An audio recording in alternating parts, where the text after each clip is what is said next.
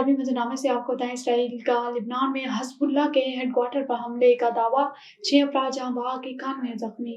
غیر ملکی میڈیا کے مطابق حملے میں حزب اللہ کے سربراہ حسن نصر اللہ کی بیٹی زینب نصر اللہ کی شہادت کی اطلاعات بھی ہیں۔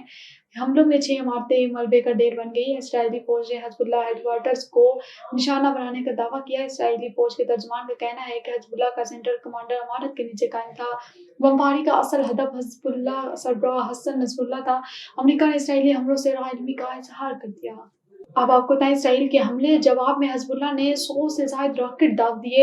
حزب اللہ کی جانب سے شمالی اسرائیل پر راکٹ حملے کیے گئے، جس میں حیفا اور شمالی اسرائیل کے دیگر شہروں کو درجنوں راکٹ سے نشانہ بنایا گیا، جبکہ اسرائیل فوج نے اکثر راکٹ فضا میں ہی تباہ کرنے کا دعویٰ کیا ہے۔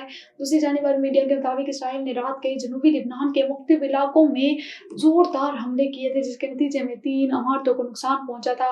اسرائیلی طیاروں نے حملوں کے دوران جنوبی لبنان کے طائر، داہیہ اور دیگر علاقوں کو نشانہ بنایا۔ اب آپ کو بتائیں، چین کی جانب سے پاکستان سمیت دیگر ممالک میں جوہری بجلی گھروں کی محفوظ تعمیر کی جا رہی ہے۔ بین الاقوامی جوہری توانائی ایجنسی نے جوہری توانائی کی صنعت میں چین کے نمایاں کردار کا اعتراف کیا ہے، جس سے کاربن کے اخراج اور فضائی آلودگی سے بچایا جا رہا ہے۔ مزید تفصیلات بیجنگ سے شاہد افراز خان کی اس رپورٹ میں۔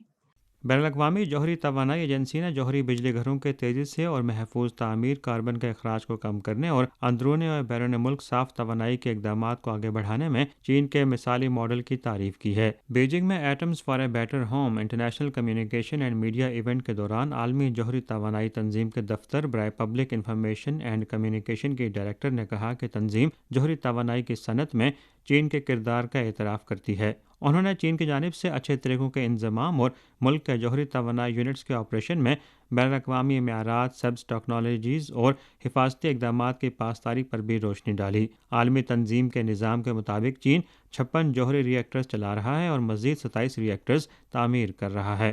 چینی حکام کی جانب سے اعلان کیا گیا تھا کہ 11 نئے یونٹس بھی تعمیر کیے جائیں گے۔ اس سے کاربن کے اخراج اور فضائی آلودگی سے بچا جا رہا ہے۔ چین پاکستان سمیت دیگر ممالک میں بھی جوہری توانائی پر اپنی صنعت کو تیزی سے اور محفوظ طریقے سے تعمیر کر کے اپنے توانائی کے اہداف کے حصول میں دوسرے ممالک کی مدد بھی کر رہا ہے۔ چین نے حالیہ برسوں میں جہاں شفاف توانائی کے شعبے میں خود بے مثال ترقی کی ہے، وہاں اپنے کامیاب تجربات کا باقی دنیا کے ساتھ بھی تبادلہ کر رہا ہے۔ Shahid Afraz Khan, A1 TV، Beijing.